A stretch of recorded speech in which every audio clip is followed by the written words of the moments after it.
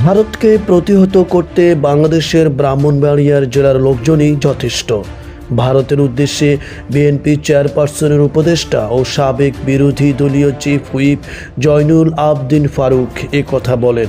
তিনি বলেন, দয়া করে ভালো হয়ে যান, আপনাদের প্রতিহত করতে আগরতলার কাছে ব্রাহ্মণবাড়িয়ার লোকেই যথেষ্ট।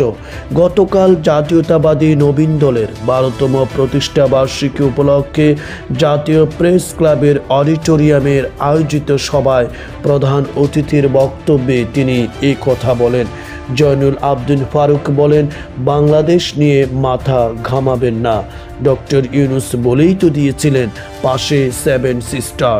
আমরা মাথা ঘামাতে চাই না। আমার দেশ একটি স্বাধীন দেশ, আমরা স্বাধীনভাবে বসবাস করতে চাই। তিনি বলেন, শেখ হাসিনার উপর ভর করে দেশে রাজত্ব কায়েম করেছেন, একদলীয় শাসন কায়েম করেছেন, সংবিধানকে টস নস করে দিয়েছেন, আয়নাঘর তৈরি করেছেন। সেই দিন এখন আর নেই। ষড়যন্ত্র আপনারা যতই করেন কোনো লাভ হবে না।